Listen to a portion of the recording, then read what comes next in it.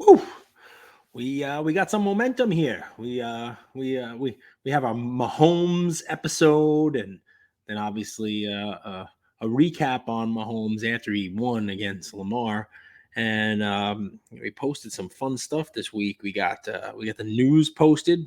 Going to do a record number for the news every week. You guys make it more and more popular. I appreciate every one of you for doing that. We got a fun take post today. Take a look at it. Really lighten IG up by Colin Cowherd's take about um, Taylor Swift and the insecurity of men who are complaining about it. Chime in. I just don't like the Chiefs, so I come at it from a different angle. But title today, so much going on, and there really is, and it's important to kind of take the temperature of the hobby every once in a while and just stop and think about it. I mean, I try to do a good job of it with the news, right? But I also try to put a little comedic spin on the news. There's obviously more newsworthy items than Seablez betting, right? The O-Pee-Chee case, 79 O-Pee-Chee hockey case. I actually got the story about that from Heritage directly at the White Plains show before it broke. Really cool story. They also let me check out a 1927 Yankees World Series ring, which is possibly the coolest thing I've ever held as a Yankee fan. I lovingly held Derek Jeter at the National. That was pretty cool too. But the ring might even top that.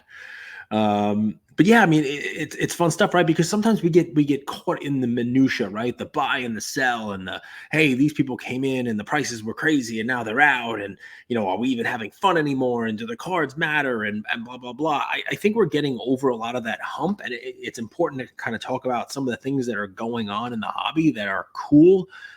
Being done by the companies that are out there, and trying to innovate, trying to do new things. It's why I focused on the news this week, being shows in stores, right? And Culture Collision, obviously, it was a success. It looks like a super spreader event because, unless I'm wrong, I'm just following the people on IG who got sick. It seems like a lot of people got sick at the event. So that's a fun thing.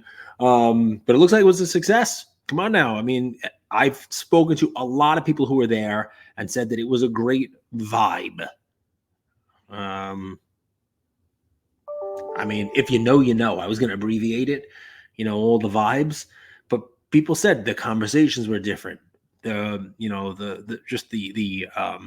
back and forth of people was different. That people were having fun. People were there buying cards. Wasn't a lot of baseball. Not a lot of baseball from what I hear, which you'd expect to see a lot of Acuna, I would think. But not a lot of baseball, but a lot of cool stuff, more pop culture, and that's cool. That's interesting stuff. A lot of people had a lot of fun. You obviously saw the soft opening at Jeff Wilson's store. I mentioned Burbank coming up, the card father, as he likes to call himself, posted, they're 2 weeks out from that. I added in Bleecker Trading. They got the best hat game in the business here, best merch in the hobby. They're opening a store in Santa Monica in California on February 24th is their grand opening. That's real cool. I like going there in New York. That's a place like no other in the hobby, right? It is to me street cred, which most of us in the hobby don't exactly have. So if they bring that same kind of vibe out to California, it's going to be a real great store. So we talked about that, but in addition to the shows and the stores that are opening, and obviously that's not the only one, the companies are doing things, right? And you gotta be excited for it. To my UFC fans, to my MMA collectors out there, the folks who were collecting with me back in 2009 was when round one came out. I got in 2010. I wish I got in a year earlier, and I wish I held some of my stuff because wow, some of the prices that UFC stuff sells for is amazing. Panini took over the license of that, and people liked it. Prism, it was the first Prism, you name it, but Topps is back. They announced it today, I think. Topps Chrome will be their first release. Fanatics signed a deal with UFC, and they're going to be putting out Topps products again, which some of the UFC purists are happy to hear. I think Panini did a good job with their products. I'm sure that, the new Topps crew will, take some of the good things and, improve upon it even more. But it looks like as early as I think February 28th, Topps Chrome UFC will be out. So back to you guys who like Topps. I mean, I'm a huge fan of the old Topps products. I didn't really love Chrome when it came out. I kind of like the old format of the old stuff. It was as vintage can be for, a sport that didn't really have cards until, 15 years ago. I like the old like round one style cards and even round two. Don't get too crazy. Throw in an autograph, maybe an autograph parallel, and a maybe like a relic auto kind of thing, maybe a duel here and there. And there are definitely names. I love, Knockout was a fun one, right? Because it really brought in a lot of the like the old guys' first autos. Well, you talk about like Huas and talk about like Dan Severn and talking about like Don Fry, and we were excited about getting the autographs of these guys because they just didn't exist.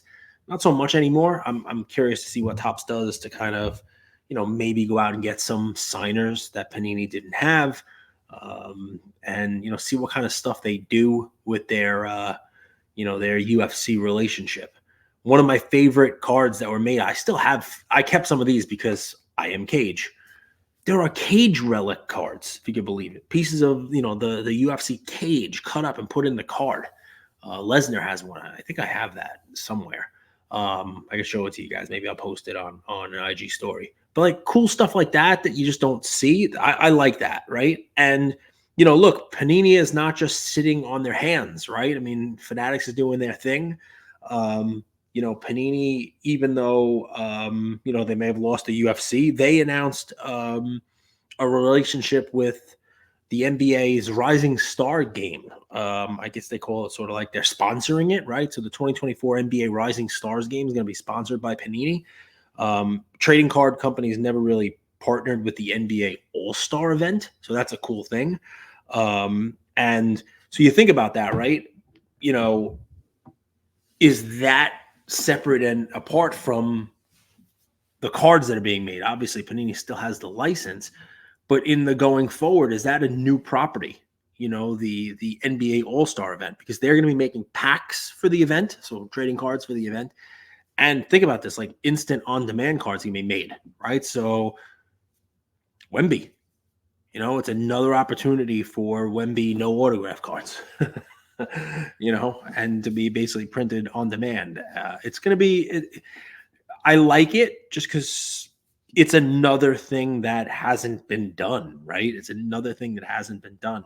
So it'll be cool to see. And the way that the season is going, the more Wemby cards you get out there, the better. I think that there's a demand for as many Wemby cards as the hobby can make right now. I mean, those no autograph cards are selling for 4 figures, and they literally have no autograph and say no autograph on it. So, I think about that.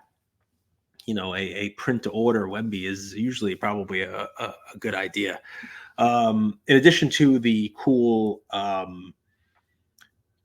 79 O-Pee-Chee case, which is going to set a record for sealed wax at auction. That would be the most ever paid for sealed wax, I'm sure, by a long shot. I noticed today, I think it's Heritage, also unearthed a red Ty Cobb T206 with the Ty Cobb back. It's not graded yet. I'm sure they're going to get it graded. I think the PSA pop on that is something. It's less than 2 dozen. It might be like 19 total, including like the Lucky 7 fine stuff. Really cool story. I can talk about the Lucky 7 one other episode for you guys if you want also. But that's a cool thing. That's a cool card that just doesn't come up for auction. There's none in high grade at all. This won't high grade. It's got some damage as you'd expect. But I always think that's a cool thing as well, right? These unearthing of these treasures that are 115 years old, that just nobody knew about, and they show up, and you're like, wow, what the heck? Where did this thing come from, right? So that's a cool thing. Be curious, how far into the 7 figures that piece sells for, because I'm sure that's going to be a record setter as well. A lot of new products came out, a lot of new fun stuff came out. Super Bowl is taking up a lot of the discussion that we're having. Even Leaf bought the rights to, was it Press Pass? I think they call it, right? Press Pass. An old card used to say it. I'm pretty sure they're going to now start making Press Pass brand cards on Leaf. I don't mind the Leaf stuff. My son is all into guaranteed autos now, so he likes soccer. Our local guy has like a Leaf blaster. It comes with like a 10-card set and an auto in it. It was like $25, and the guy gave him 5 for 100. You're guaranteed to get an auto. It came with like a base set. It's got Messi in it and that kind of stuff. So, they do a good enough job of, putting value into a box that's not going to kill you on price, right? I don't think what else is going on. You see Travis Kelce price is going up, which is good to see because, it erases the narrative of, you only get, real money for quarterback cards. And our friend Puka Nacua this year is proving that wrong. Obviously, anybody who's collected football for a while knows that Barry Sanders and Jerry Rice cards sell, but they have been sort of the the exception rather than the rule. So that it's nice to see. Obviously, not just performance on the field. There might be some speculation, right? Is the Taylor Swift stuff that, I posted that Cowherd video, is that bleeding over into demand for a Travis Kelce card, his rookie card, or any of his cards, right? Is that part of the reason why you see the spike, or is it just, total, performance? He's out there. I mean, what a great first half he had last week. Is he going to win another Super Bowl? Is he going to, he's breaking Jerry Rice playoff records. Whenever your name is said in the same sentence in the NFL as Jerry Rice, you're doing something right. What else we got going on there? The pulls keep coming. I saw we talk about Puka Nacua. Mojo Break pulled the Puka Nacua Black Finite 1 of 1. The news talked about some closings. I mean, if we're going to talk about some of the interesting stuff going on, Topps is not doing the any more redemption fulfilling for Wander Franco, which, I mean, makes sense. Good job on them. MetaZoo, which I still have a sealed pack of, like, the first edition set before Steve Aoki invested in them. They were giving them out at the National. I think it was 2020, right? It was given out right when they were first coming out. Before they had any kind of like Topps deal, before they had any kind of real release. I have a sealed, first edition MetaZoo pack. Thought it was going to be worth something when it became the new Pokemon, but now MetaZoo is closed and done. There's been some crazy prices. Look like the green Kaboom 1 of 1, the horizontal one of Bryce Young sold, I think 2 days ago for like $28,000 on eBay. I don't know if it's going to get paid for, if we'll see it relisted, but that'll be an interesting one to follow along, and we go from there. I'm excited to see what happens in the Super Bowl. Brock Purdy win one.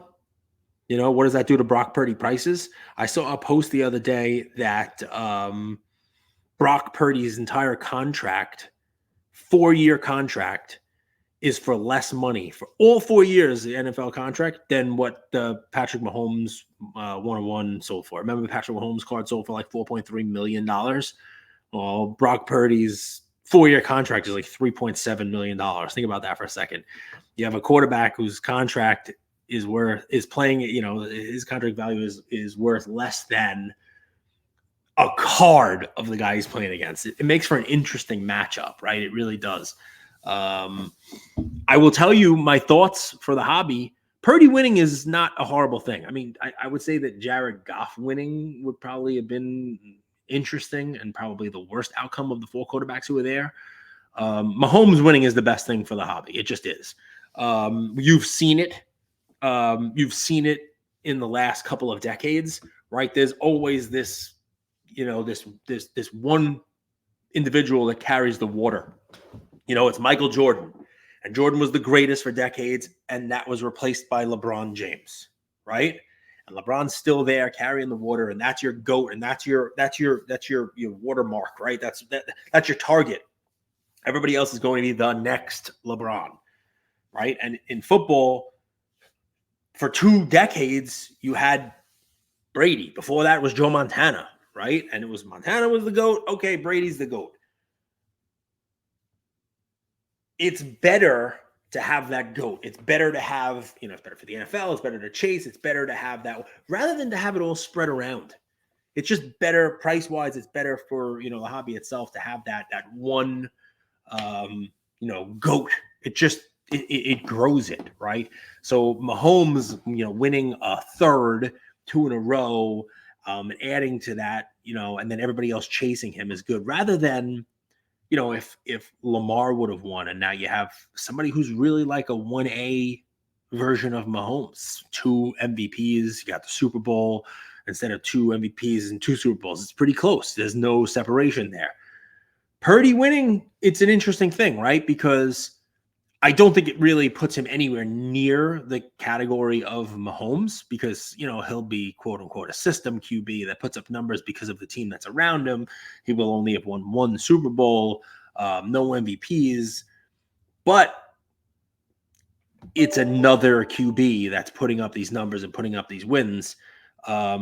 We are in a time where there's a lot of those QBs. There's a lot of QBs that you could say it's fair could win a Super Bowl. Like no one would have been surprised if Lamar won a Super Bowl this year. No one would have been surprised if Josh Allen won a Super Bowl this year. Next year with a coaching change, Herbert is going to be an interesting play. It's somebody who, and for those of you who stuck with me now for the last 2 minutes of the episode, it's somebody I'm looking at. The difficulty is everybody still believed in him. The people who are in Herbert so expensive, so high. That's not like people are dumping Herbert even after this garbage year that he just had. It's not really somebody you can buy cheap. Like he is somebody who, when the football season ends, I would be buying with the cyclical nature of the hobby. I would be buying Herbert and looking to sell him at the National or right after the National in the lead up to, preseason, because there's going to be talk. They'll sign somebody. There's going to be something else going on. Maybe they'll draft a receiver. They will sign somebody. They'll bring back everybody will be healthy. And Keenan Allen will be there. And you have your new coach who is a quarterback whisperer, right? So there's going to be a lot of talk and a lot of hype around this is the season for Herbert. He's finally going to catch Mahomes and maybe win the division, right? The Raiders are just garbage, and the Broncos are not it, and he's finally gonna do it this year. The problem is his stuff has not come down in price. A lot of people I know who have it just said, you know what? I know it's down now. I'm not gonna sell it. I'm not gonna sell it because I'm in it so high, and I might as well just lock it away and cross my fingers and hope. So that's an interesting one. It's funny to be talking about, prospecting on next NFL season while we're a week and a half away from the Super Bowl. It's funny to think about, but it's what's on my mind because pretty soon people are going to be starting to buy baseball cards because you're, a few weeks away from people reporting and spring training starting. So the price on those, you might have a very small window to buy your Yordan Alvarez cards now, or, your other guys who you think might be, buys like Freddie Freeman, who has some impressive counting stats and is putting up a heck of a career. And I think of all the active players right now, he's one of a handful that I think are putting together a pretty clear Hall of Fame resume. Anyway, there's a brain dump for you on a Wednesday. Lots of fun stuff going on. Lots of new products coming out, shows, stores, crazy stuff going on in the hobby. Vintage stuff being unearthed, crazy auctions that are happening that I think are going to be fun to watch. Hell, I won something in Golden this past week myself. I still got to pay for it. Man, do they send a lot of emails out? It's only been like 2 days. I'll send a check. I promise. It's not that much money. But wow, they really hit you. Like it's like 3-4 emails a day I'm getting. At least it feels like that. But I won something, so I talk about selling. I'm still buying, I find my stuff. I find my sweet spot, something that falls into, something I like and would rather have than the cash. I'm still buying. Hope you guys are too. Thanks for all the engagement. If you're hearing this and you made it to the end and you haven't done it yet, check out my news and give it a share and tag me in the share. Put it in your story and put my name in it and I'll reshare it. I love it. Every week there's more. And that's because of you guys. I thank you guys for sticking with me. I thank you guys for staying until the end of the 20 minutes. And we'll see you in a couple of days. Take care, everybody.